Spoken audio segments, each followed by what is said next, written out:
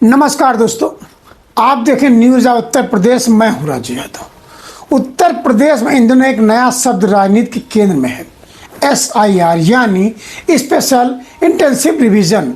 सुनने में तो ये सिर्फ मतदाता सूची सुधार की प्रक्रिया लगती है, लेकिन अब यही SIR सियासत का सबसे गर्म मुद्दा बन चुका है। अखिलेश यादव अलर्ट है, समाजवादी पार्टी सड़क पर उतरने को तैयार है और इसे पारदर्शी प्रक्रिया बता रही।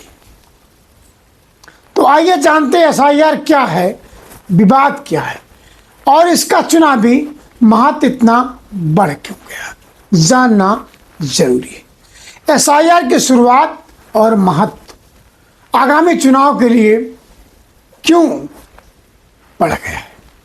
चुनाव आयोग ने यूपी में स्पेशल इंटेंसिव रिवीजन यानी SIR प्रक्रिया शुरू कर दी है। इसका मकसद मतदाता सूची को अपडेट करना है, गलत नाम को हटाना, नए योग्य मतदाताओं को सूची में जोड़ना और वोटर लिस्ट को बिल्कुल पारदर्शी बनाना, ऐसा चुनाव आयोग का कहना और मानना है।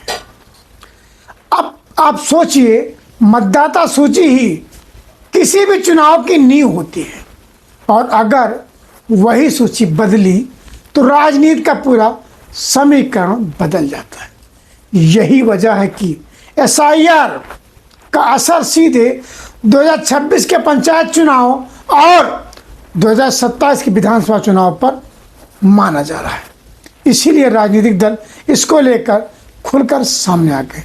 सपा की शिकायतें क्या हैं और उनका आरोप क्या है, ये SIR में जानना बहुत जरूरी है। समाजवादी पार्टी ने SIR प्रक्रिया को लेकर गंभीर आरोप लगाए हैं। सपा का कहना है कि BLO और EROs की नियुक्ति जाति और धर्म के आधार पर की गई। बड़ा आरोप है चुनाव आयोग पर। पार्टी का दावा है कि ये पक्षपात वोटर लिस्ट में हेरा फेरी का रास्ता खोल सकता है। यही नहीं, अखिलेश यादव ने चुनाव आयोग को ज्ञापन भी सौंपा है। उनके पार्टी पदाधिकारियों ने चुनाव आयोग जाकर ज्ञापन सौंपा और साफ कहा है, अब हमारी प्राथमिकता है मतदाता सूची, बूथ और EVM की रक्षा करना। इसी के तहत सपा ने हर बूथ पर PDA प्रहरी नियुक्त करने का ऐलान किया है। यानी पार्टी अब SIR के खिलाफ मैदान में उतरने के लिए पूरी तरह से तैयार हो गई। सपा सुप्रीमो ने यह भी आरोप लगाया, अगर इसी SIR के दौरान अगर एक कलम जात का बढ़ा दिया जाता तो जातीय जनगणना भी आसानी से हो सकती थी। राजनीतिक तौर पर SIR एक बड़ा परीक्षण बन गया है। अगर ये प्रक्रिया निष्पक्ष रही तो सरकार उन इलाकों में फायदा मिल सकता है जहां वोटर लिस्ट पुरानी और अधूरी थी। लेकिन अगर सपा के आरोपों में सच्चाई मिली तो चुनाव आयोग की विश्वसनीयता पर बड़ा सवाल खड़ा हो सकता है। देश का सारा विपक्ष EVM पर सवाल निरंतर उठा रहा, लेकिन उसकी सुनी नहीं जा रही। यानी SIR अब सिर्फ मतदाता सूची नहीं बल्कि लोकतंत्र की परीक्षा बनकर सामने आया है। अखिलेश यादव का अलर्ट मोड, सपा का PDA प्रहरी मिशन और सरकार का पारदर्शी प्रक्रिया का दावा, इन सबके बीच SIR की राजनीति नया रण क्षेत्र बनकर सामने आ गया है। अब देखना यह होगा कि क्या SIR लोकतांत्रिक सुधार साबित होगा या फिर एक चुनावी चाल के तौर पर देखा जाएगा। एक बात तो तय है, मतदाता सूची की ये जंग यूपी की सियासत में नई हलचल जरूर मचाने वाली है।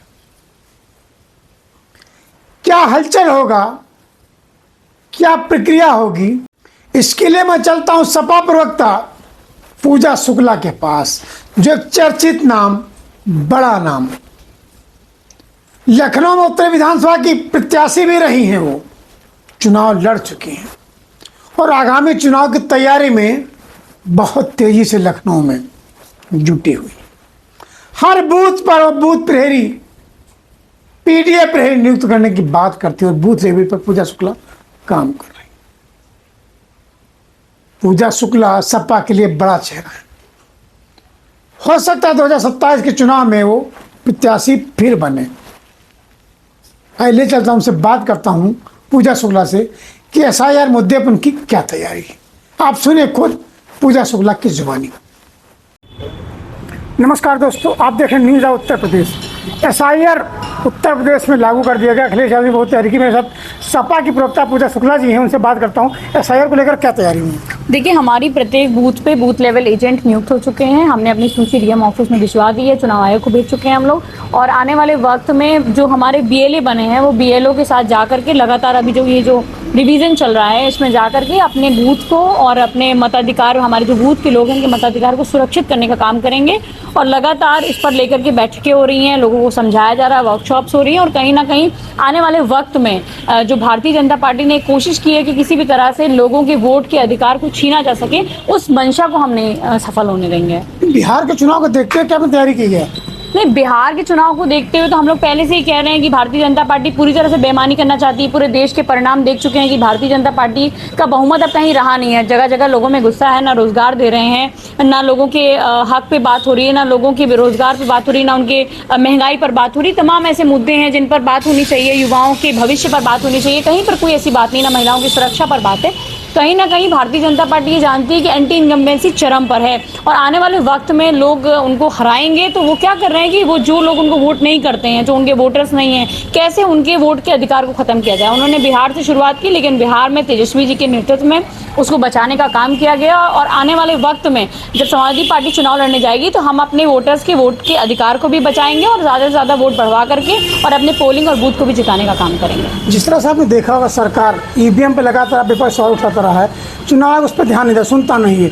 आप किस तरह से क्या रणनीति तैयार की जिससे कि अपने मतदाताओं को चुनाव मतलब वोटर बचा सकें? देखिए, सड़क से लेकर सदन तक एसआईआर की लड़ाई लड़ी गई और आगे भी आने वाले वक्त में लड़ी जाएगी। अगर कोई ये सोचता है कि हम किसी भी प्रकार की बेईमानी करेंगे तो अब ये जनता जागरूक हो चुकी है और ये जो देश का भविष्य है ये अब कहीं ना कहीं लोगों को दिख रहा है कि अंधकार में जा रहा है। तो देश के भविष्य को बचाने के लिए पॉलिटिकल पार्टीज के साथ जनता खड़ी है। माननीय अखिलेश यादव जी के नेतृत्व में आने वाले वक्त में बड़ा परिवर्तन उत्तर प्रदेश में होने जा रहा है और इसको बचाने का कोई और तरीका नहीं है। वो सिर्फ यही है कि कैसे अपने लोगों के वोट को बढ़ाया जाए, कैसे उनके वोट के अधिकार को सुनिश्चित रखा जाए, उनके वोट को बचाया जाए। अब जिम्मेदारी वोट डलवाने तक नहीं है, वोट बचाने की भी है। फिर वोट डलवाने के बाद उसके बाद ईवीएम भी बचाने की है, क्योंकि जिस तरह से चुनाव आयोग भाजपा आयोग बना हुआ है, कहीं ना कहीं ये सोचने की बात है कि जिस इंडिपेंडेंट बॉडी पर लोग भरोसा करते थे, चुनाव आयोग पर लोग भरोसा करते थे, आज आने वाले वक्त में, मैं कह रही हूँ आज की डेट में अगर आप लोगों से पूछ लीजिए तो हर प्रत्येक व्यक्ति ये कहेगा कि चुनाव आयोग मतलब भाजपा का आयोग, भाजपा के इशारों पर चलने वाली कठपुतली है चुनाव आयोग। और लगातार जब राहुल गांधी जी नेता प्रतिपक्ष और आरोप लगा रहे हैं या अखिलेश यादव जी लगातार